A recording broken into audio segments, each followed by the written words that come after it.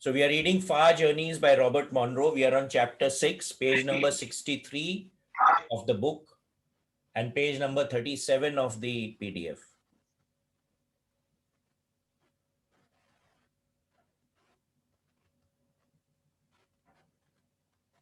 Chapter 6, Segue. Not being at all loath to borrow a word or term from one cultural context and apply it aptly here, segue is defined as a proper interlude of musical melodies and harmonies that moves from the conclusion of one composition to the introduction of another. Proper infers a transition that smoothly loses that previous theme or mood and sets the stage for what is to come. So, this is a segue. The movement from what we have labeled local traffic, that is, events and activities that relate directly to here now time, space filled with much congestion, motivations, devious highways and byways, misconceptions, overwhelming emotions, detours, road repairs, baits and lures, both subtle and obnoxious, and dreams, ideas, learning, love. To interstate, where virtually all of the rules, patterns, illusions, and the rest of local traffic, with few exceptions, are non existent. So what is he saying over here? That we are going to shift states of consciousness. It's like traveling on a village road and then coming from that village road onto a highway. Now, the rules, the regulations that you follow in a village road or a internal city road are very different from that is followed in a highway. Now, naturally, he's talking from the American concept where the freeways, the highways, they have different speed limits. They have different, there are no signs, there are very few exits, and the rules and regulations which run the highways are very different from the rules and regulations of the city traffic. Okay, so here now what he's talking about is shifting the state of consciousness and going onto the highway from the local here and now into those expanded states of consciousness.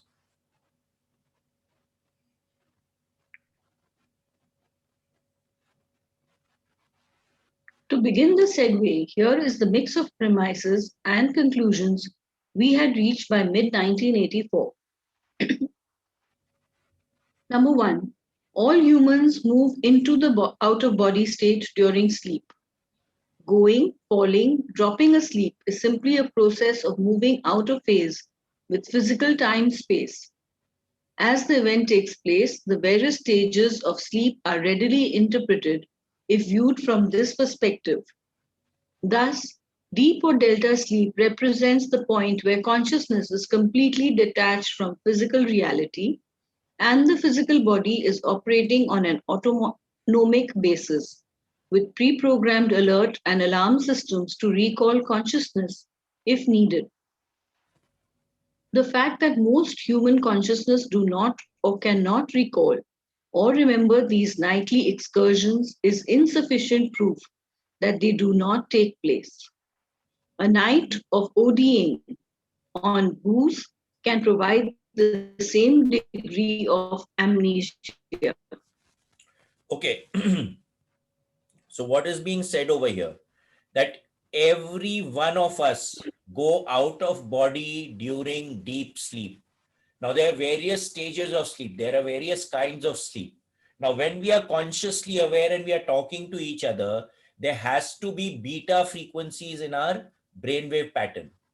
Okay. If beta frequencies are not there, then we would not be comprehending each other the way that we are comprehending each other at this point in time.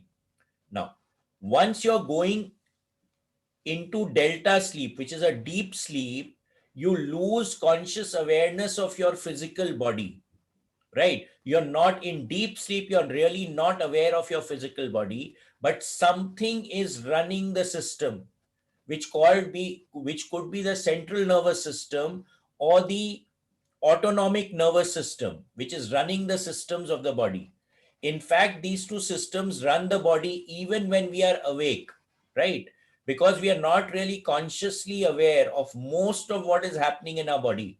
We are not aware of how the food is getting digested, how saliva is formed, how tears are formed, how metabolism is taking place, how the blood is moving, the heart is pumping, the intestines are digesting. We don't know anything about all this, right? So the internal systems, or the ANS and the CNS, are actually running all these things, and they can wake us up if required, or there's some kind of a danger. So there's an alarm over there. Now, most of us, when we go out of body, or we are not really not consciously aware of what happens to us when we are in delta sleep, and we cannot remember that because we are in delta sleep, right? Now, if you, what he's saying over here, when you get drunk and you get knocked out, you get sozzled, then also you cannot remember. So the same thing happens there also. But here it's a learning experience. I think it's going to come up ahead in the book, where he talks about night school, where when you go out of your body every night, you actually go and attend night school in that expanded state. When the physical body is in delta sleep, the conscious awareness goes and does night school and comes back. Okay, I think it's going to come ahead. We'll talk about it more that time.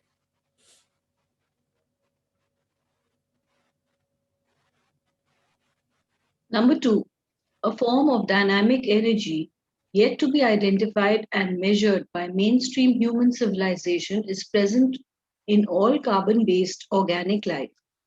It is this essence in organized form that enters the physical body prior to birth and departs at death, presumably more educated and with a minimum of wear and tear. The difference between the human version and that of a cow or a worm is only a degree of complexity of such organization. So when a person dies, the physical body remains, but something goes away. Now you could call it Atma, you could call it Chi, you could call it Prana, you could call it by various names, but it is that spark which is actually running the body system. If that spark goes away, then the body is actually inert, right? So any organic thing which is living has that spark, and the only difference is in the level of conscious awareness between these various things. So a cow or a animal is less consciously aware than the human being. Okay, it's just like that. Number three, the dominant waking consciousness that man considers of paramount importance in the scheme of his existence is but a part, and perhaps the lesser, of the various forms thereof used by and or available to him. The addition of other parts can be made systematically, albeit carefully, to the dominant without danger or destruction. The result may be of magnitude beyond the comprehension of the present dominant, therefore engendering at the least anxieties, at the most total rejection. So we are actually much more than what we think we are. Okay. Why? Because our perception of what we are is very, very limited. And what are we doing in awareness here, right? What are we attempting to do? We are wanting to expand that perception. That's all that we are wanting to do over here. So, what he's saying here is, because it is beyond the comprehension of the normal waking consciousness, we either reject the idea, or that idea starts to create anxiety for us. Now, if someone tells you, go and do an out of body experience, there's anxiety which starts coming in. Shimangla, I shared this with you all previously, right? Now, the anxiety is there, but the fact of the matter is that all of us go out of body at night, but we are not consciously aware of it.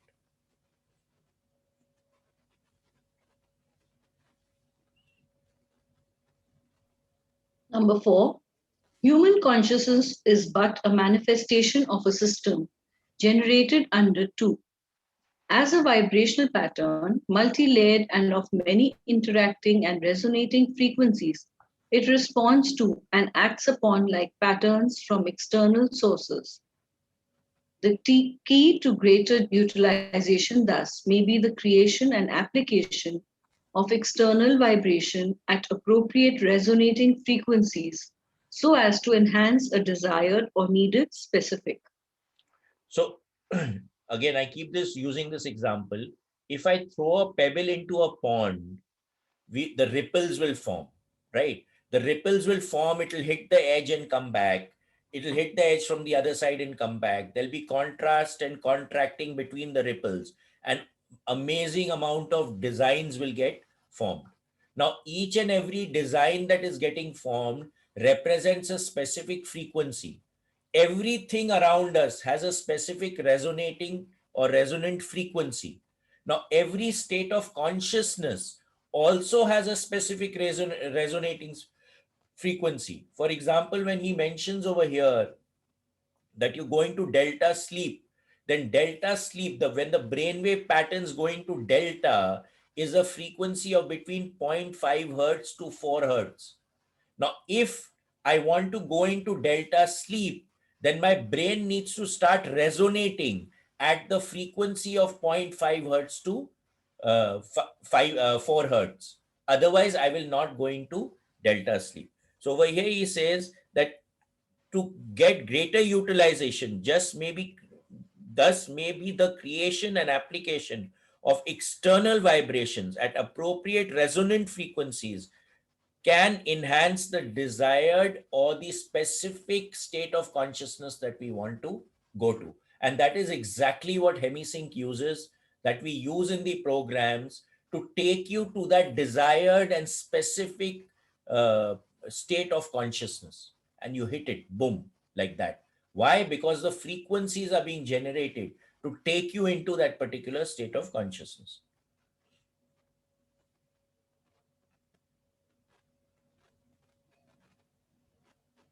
5. Human and other patterns of consciousness are inherently non physical. As such, they are not time space dependent. Once released from physical restraints, they move, they move into ambience and environment in accordance with the then total energy matrix generated by each and the complexity contained therein. No belief system, illusion, action, or thought incurred during a sojourn in time space can alter this basic process.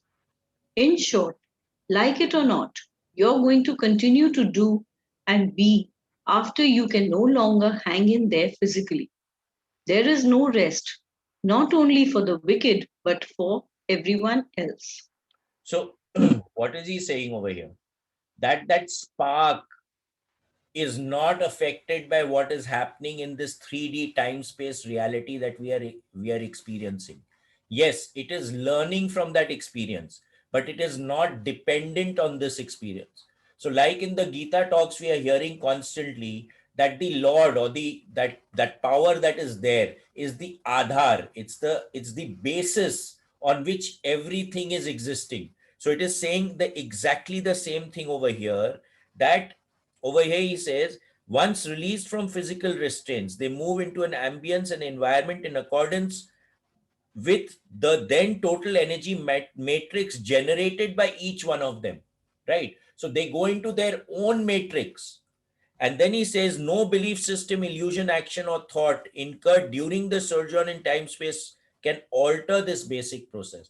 So what we are experiencing here is not going to affect that Aadhar, okay, that basis on which this existence that we are experiencing right now is happening to us.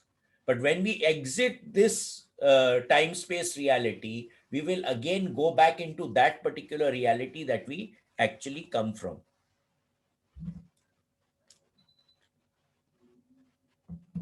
Maria, your voice got cut. Can you please repeat it? Thank you. So what is it saying over here? That you could call it the Atma, you could call it that energy, okay, what we already discussed in point number 2, is what everything that we are experiencing in this reality exists. It's the foundation of that. And that foundation is not affected by what we are experiencing here. Yes, it will learn from what we are experiencing here, but it is not affected by this reality, right? And once we quit this reality, we are going to go back into that reality from where we actually originate. Okay. Thank you.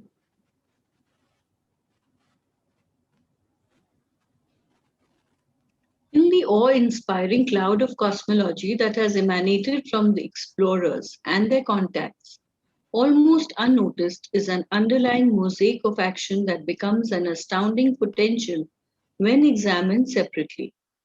We would not have become aware of it ourselves, except that we were exposed time after time to various details of its use.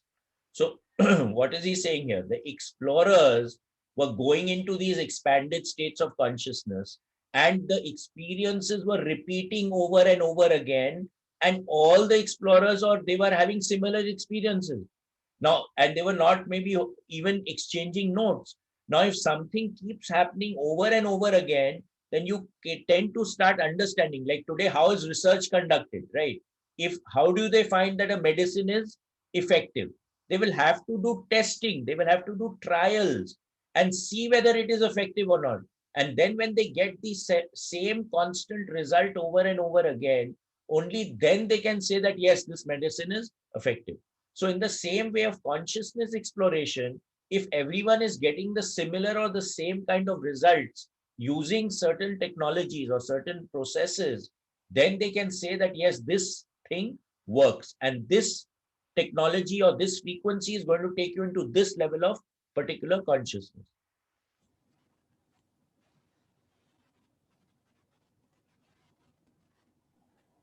It is the display and application of a science, call it technology, which is totally absent from our human culture. We simply don't know anything about it, nor do we have any accepted means by which to begin to gather information as to its nature or content. So what he is talking here about that Atma, right? Or that spark. We have no technology till now to really be able to start accessing it. In some way, very tiny, when we take an aura photograph, we can figure that out. When we take a Kirlian photograph, you you can actually see the field around it. But what is it? What can it do? Okay, what is its real potential? At the end of the day, we do not have the available resources to be able to discern that.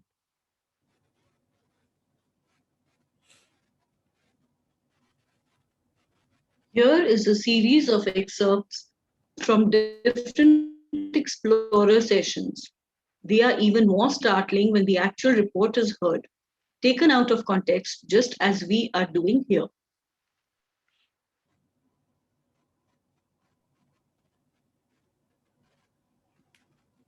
So, so again, what is it? These explorers were going out, actual recordings were taking place, and these are just the what was recorded during the session. Again, we are going to see. We've already done this before. Now we are again going to do it in a different context. ROMC. Two discs came to me. At first, it looked like two big eyes. I was put on one of them. I am spinning around, and there is a light being put on me. I had a pain in one part of my body, and they are working on that. They are spinning me around on this disc and shooting a light beam on me. My body is heavy because of this physical pain I had when I woke up this morning.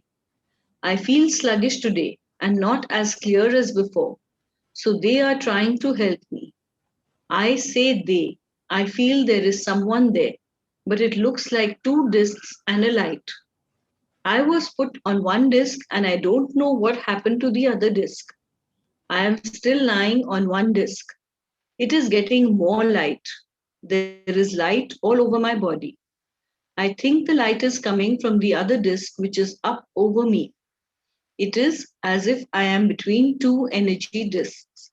So This explorer has been taken out of his body, and then he sees the appearance of these two discs. And again, when we are going into these expanded states, what has been experienced by all these explorers is that they are infinitely compassionate. They are always there to help you, provided you want the help. So now this gentleman or lady, whoever it is, when she went out or he went out of the body, there was sluggishness, there was a pain.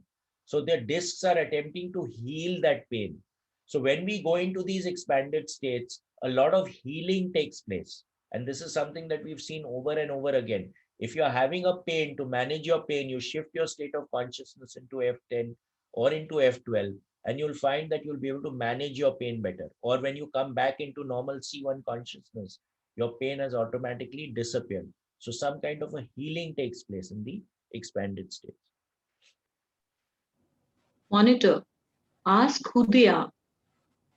Okay, I just got the answer back that we are a source of light and energy which your body needs right now.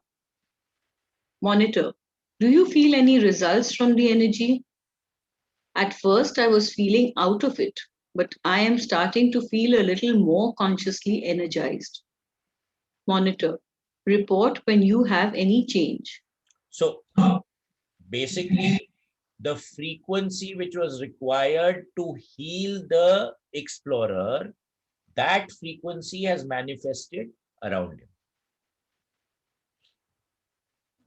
Okay, I am supposed to tell you what is happening because it helps.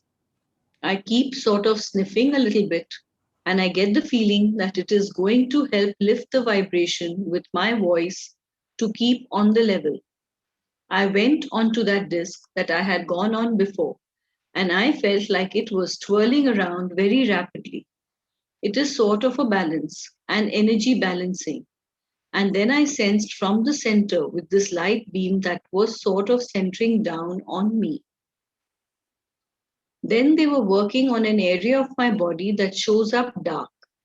So I felt that it was like they were putting some little, I don't know what you call them, like little stakes into my abdomen. They were being put one by one right across my abdomen. And after these little stakes were put in one by one, then I felt that they were working with different colors, especially a violet and a blue. The beam came from the back of me, through my spine, and through these stakes that had been put right across my abdomen. They were doing some healing work. I'm being taken off this disc now. They are going to start working to help me to go into the next level. So basically, they were healing him. So putting these stakes, right? If you see acupuncture, putting the stakes. So where did that information come from? Now, when you look at shamanism also, the shaman goes into an altered state and many times will put symbols, put various talismen into your body system to help you repair, etc. Right? Where did this knowledge come from? So it is coming from these expanded states where when these the shamans or when these people are going into the altered states and they are seeing what is being done, they attempt to bring that information down back into the earth. Now, in this case, of course, the stakes are being put in the abdomen and they are attempting to heal it. And what he says is that they are attempting to heal wherever the energy shows up as dark. So wherever the energy is dark, they are attempting to heal it.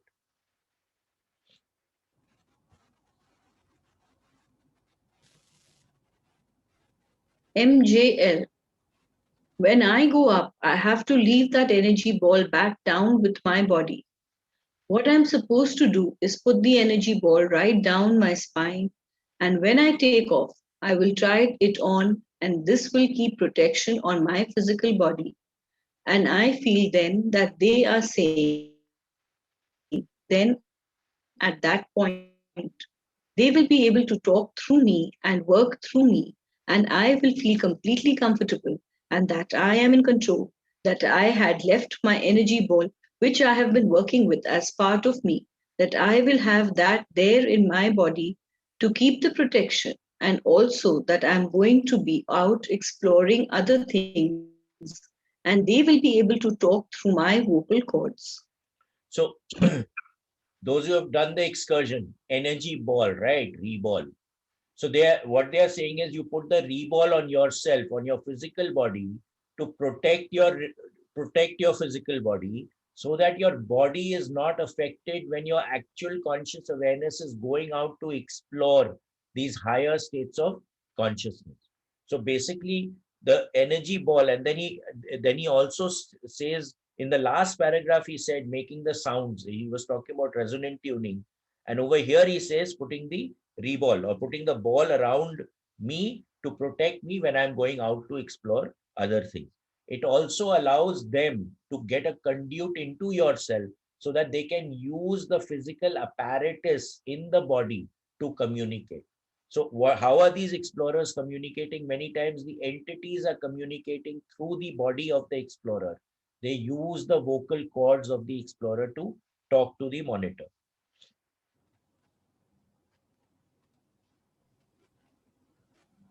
ROMC. I'm just floating up now. Now I'm supposed to stand and observe what is going to happen. My ear is ringing now, but someone is working on my face. They are helping to exercise my throat muscles to talk by getting me prepared. So cra orders, and Other voice. also they are allowing, or they are making, or helping the body get prepared for it to be used in the experiments. Other voice. We are trying to show that she is multidimensional and this is why she is able to see as a great circle of self, of many forms, of the self. It appears to her to be like many cells extending from a circle and between. We are trying to show her there are many, many dimensions of one human self. As she can see and understand that she is much more of that conscious self that she sees in the mirror and that she experiences in her waking state. She will be much more prepared to go into the multidimensional levels of the consciousness.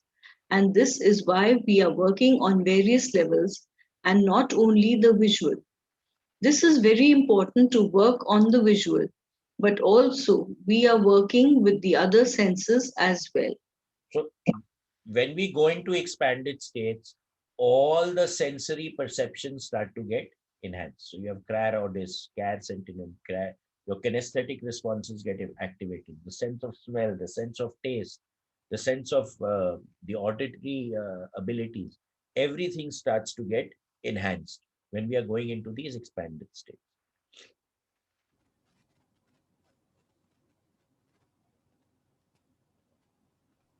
Monitor. Ask him if he can help you communicate with some other mind on some other planet. He did, and briefly, when I was talking just a second ago, he showed me, and I quickly went to this other place and I saw a person, not really a person, a being, and a place that was a yucky kind of green that had a bright sky but was kind of cold. And people live under mounds. That's weird. So he is taken into another reality to experience or see or perceive what they are experiencing in that particular reality.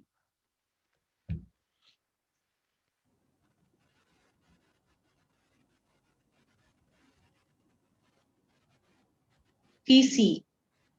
Went back to where I had been before, and the entity there did something to me. He came over to me and did something to me, and my perception began to change. And since that time, I have progressed through half a dozen or more altered states, each one being different than the other. I tried to strike up other conversations with this entity, and he seemed more inclined, and he seemed more to say, well, do these things, and we are not ready to discuss things yet. He didn't seem in a very talkative mood. He was more interested in my performing these exercises than discussing. He came over and his what I perceive to be hands in what I perceive to be head, although this was not really related to a physical body. When he did that, I could immediately feel these changes in awareness. Some of the states I went through were very specially disoriented to where I really could not determine up from down to sideways or anywhere else, where I seemed to be twisting and kind of rotating specially until I just lost any kind of sense of orientation. The fact that I was aware that the states were changing and relating them to my changing internal states seemed to be the lesson, just to observe this. So there are various levels of consciousness, various states of consciousness. So this is a talk about going into these various states and actually experiencing them. You can't talk about the states before you actually experience the states. So he's very clearly saying that the entity who was helping him to experience the states refused to talk about it. He said, you just go there and observe what is happening to you. This is exactly the same thing that we are telling you in the workshops also, that go into that state of consciousness and experience that state. Get a tasir, get a feel of that state of consciousness. Once you get a feel of that state of consciousness, then you can understand how to use that state of consciousness. And no one can explain the state of consciousness to you. It has to be experienced. There is no other way to be able to do that. So over here, the entity is also telling him, just go and observe, just go and experience that state, and is refusing to explain or talk to him about it.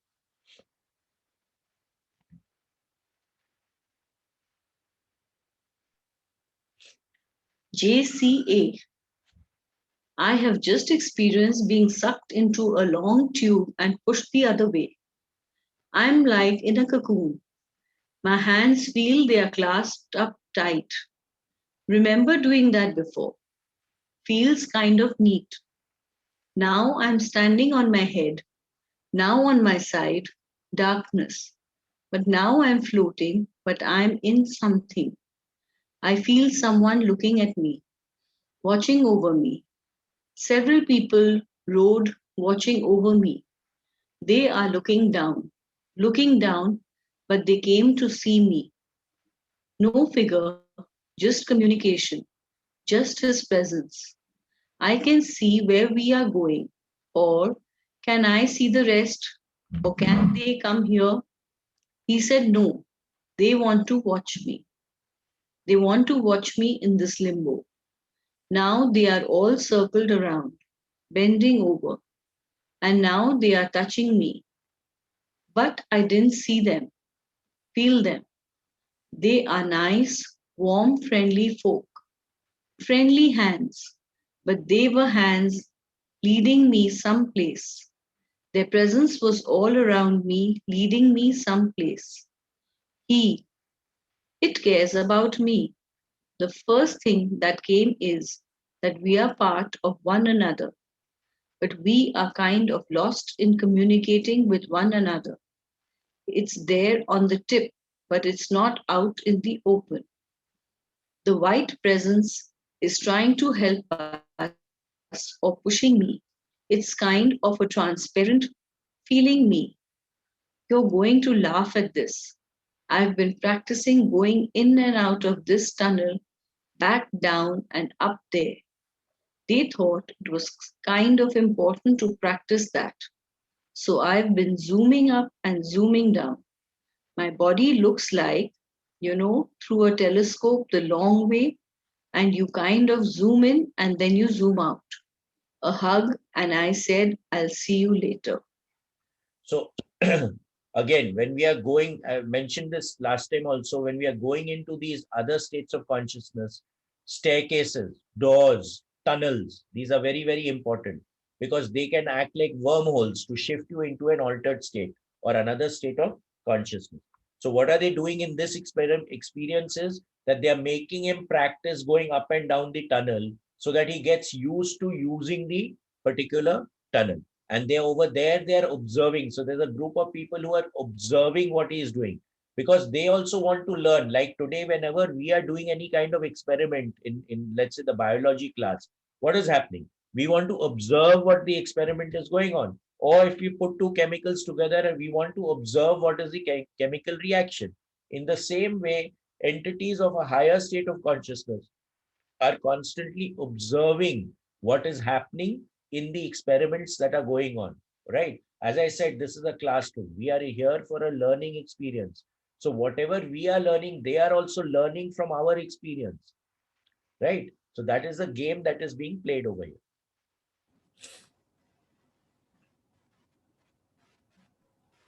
MJL. They are working on my feet now. Two at the end. Each of them are taking my feet and just giving me a real good foot massage. And as their hands touch my feet, I tingle on my feet. These are energy light beings, and they are just very gentle, and they are working on a different level than my physical foot. They are working on my other body, my energy foot, and so they are doing some special kind of a touching of my feet now. They are working on my toes, barely touching my toes, but I can feel a lot of energy between their touch and my energy body. It feels good. It is a tingle. They are going to work on little spots on my feet, my toes, my big toe. Their fingers now are just working on my big toe. So anything that has to manifest in physical reality first manifests in the subtle world, right? And then it comes down. So if something can be repaired in the subtle world, it will automatically get repaired in the physical world. So when we are going into expanded states of consciousness, the work is not being done on our physical body. The work is being done on our etheric body, or that body which we take with us when we are going into an expanded state. So once the healing is done there, the healing starts to happen here.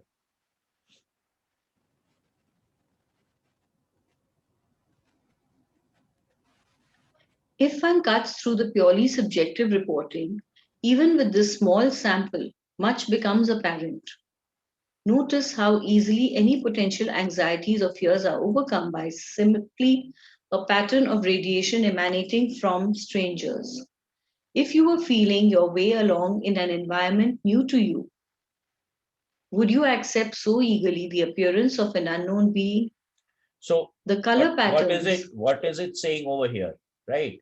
The beings which are coming into our space, you feel that they are there for you. You can actually feel that.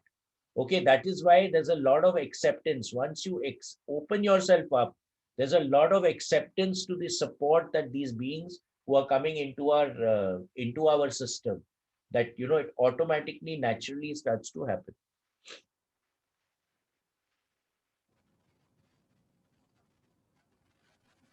Notice how easily any potential anxieties or fear are overcome by simply a pattern of radiation emanating from strangers. If you were feeling your way along in an environment new to you, would you accept so eagerly the appearance of an unknown being?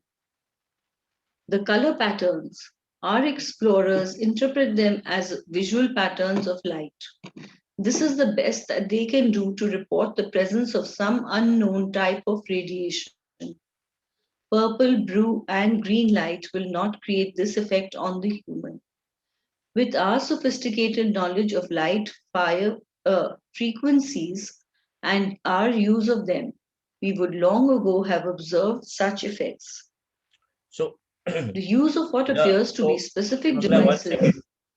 So the colors that we are experiencing in those expanded states are not specifically colors. They are the frequencies which we perceive as colors.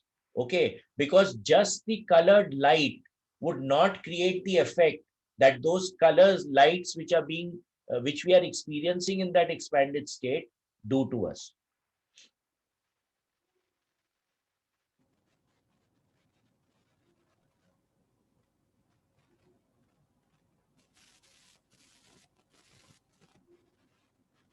The use of what appears to be specific devices, such as the counter revolving discs, which produce an effect totally beyond our comprehension. So, what does it mean? That they are using technology and devices and methods which we have not yet experienced or we are not aware of in our normal 3D consciousness. The ability to remove the energy essence of a human from his physical body without disrupting his biologic systems. This technology does this with a casualness and certainty that indicates certain standard operating procedure. They know what they are doing because they have done it many, many times. So, this lifting out of the body of the explorer has been constantly repeated, right? Now, if they are doing it to the explorers, they would definitely be doing it to the others. So, there's a system in place, and they're very familiar with that system because it comes out of practice. Anything that you practice, you become good at it, right? So, they seem to be very good at this lifting out thing for the explorers. The ability to enter such a vacated human body and operate it to some degree, again, without disrupting said body's normal functions. So again, this is done with practice. Not only can they utilize the vocal cords and the breathing apparatus, but they have total access to the memory storage lodged in the individual. So again, memory is not stored at in one specific place. It is stored holographically.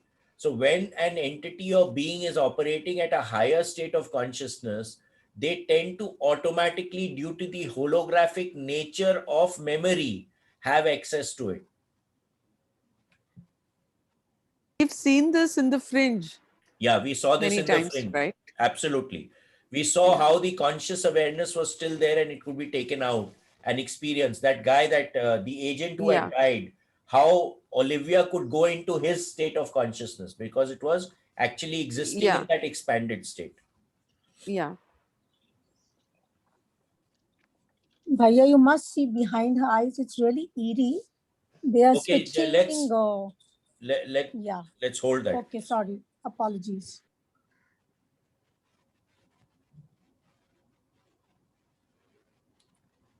They can at will change the temperature of that visited human body, make it either hot or cold, which is reflected quite accurately on our remote reading body temperature gauges. So whenever these experiments are carried out, the instruments that are used is the skill galvanizing response, the temperature, the HRV, the electrical potential of the skin, right? And we have seen, like today, if you focus your own attention on your fingertip, you can see that you can change the temperature of your fingertip. As soon as you pay attention, the blood flow will increase. Now, these entities, when they come into your system, they can actually affect the temperature of the body very, very powerfully.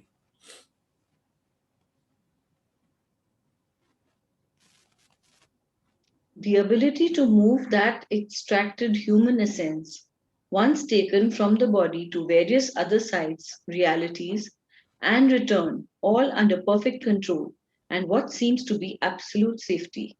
The trip can be instantaneous or in slow motion and can penetrate matter as if it does not exist.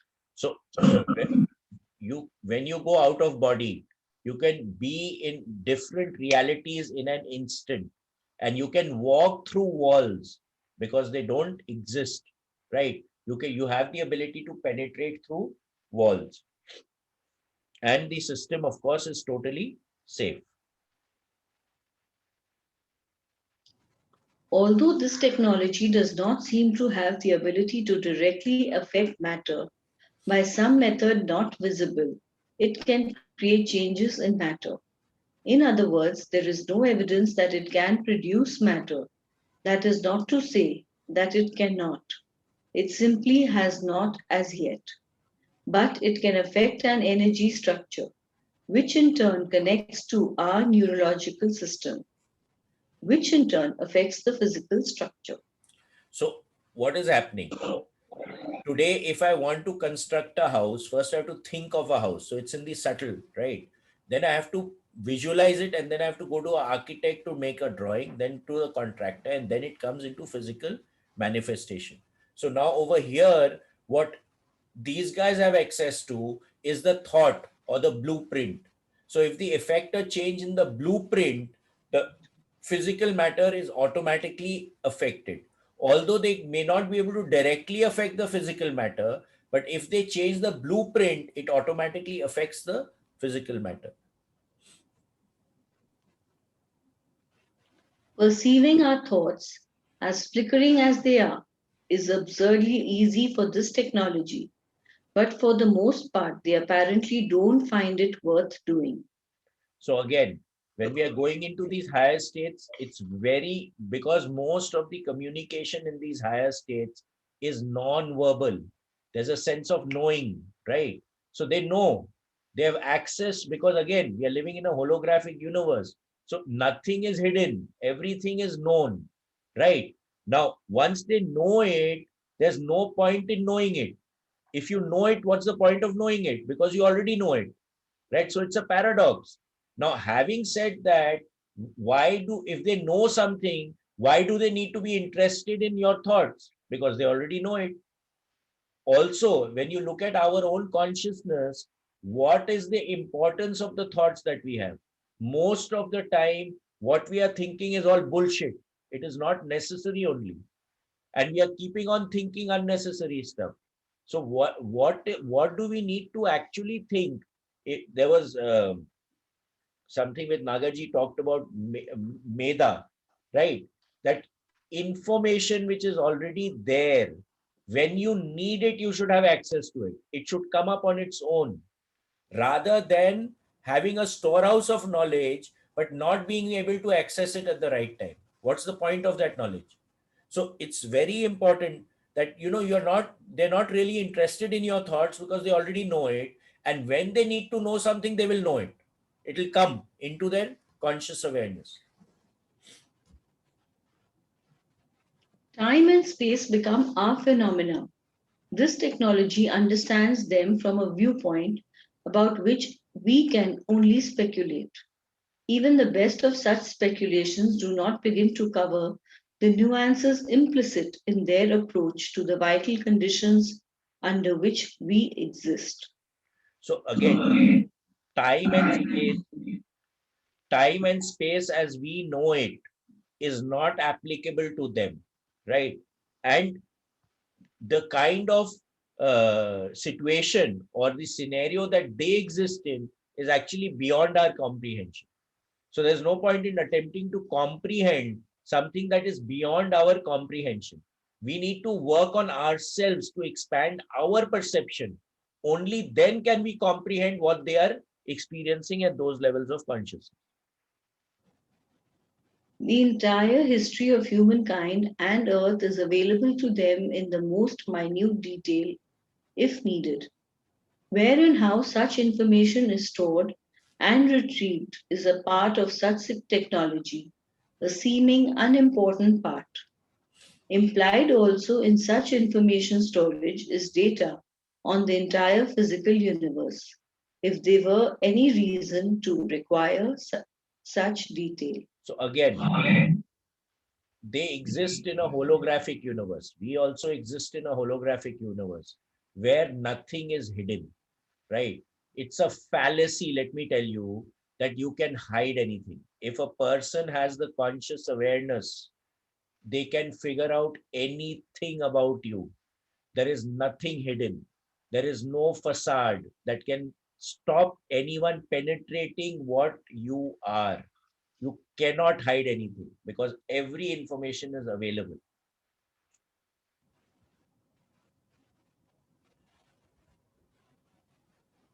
This technology can produce a beam of energy which is first translated as light, through which the human energy essence can travel back and forth.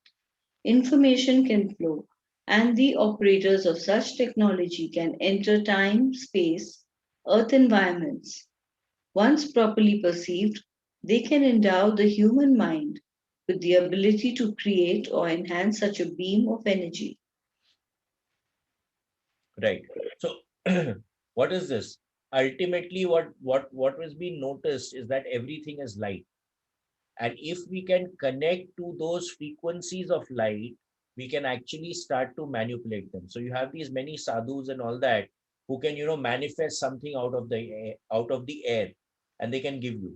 So they'll manufacture rasgullas, and you can actually eat the rasgulla, right? So how are they doing that? They're manipulating the field to convert something into something else and give it to you.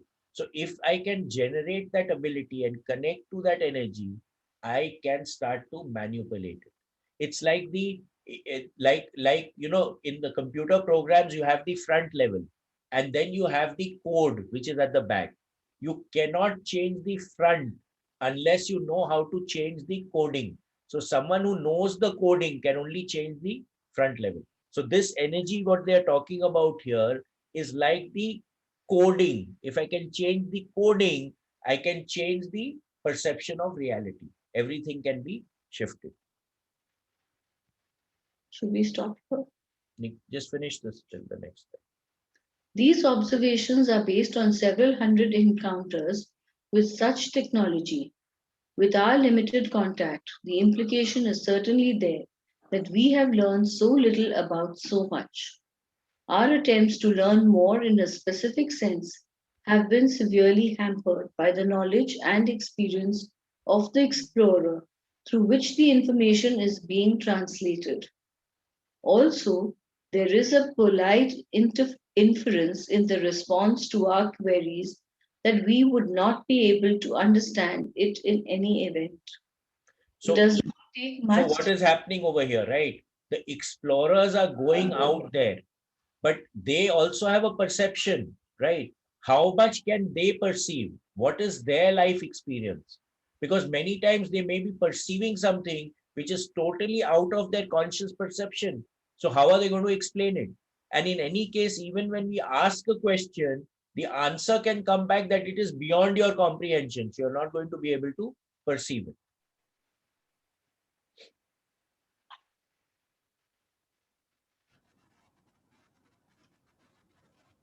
It does not take much speculation to recognize the potential revolutionary changes in our science and culture if but a part of such technology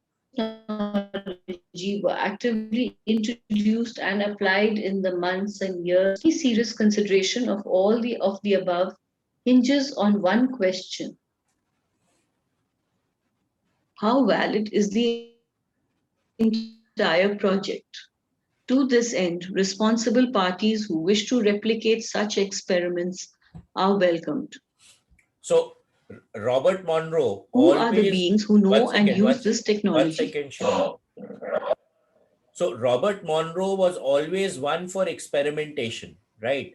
And he loved it when anyone did the experiments and came back and shared their results with him, so that he could develop new experiments. He was not at all scared or afraid that someone would take something away from him, because he was so grouted in his own experiences.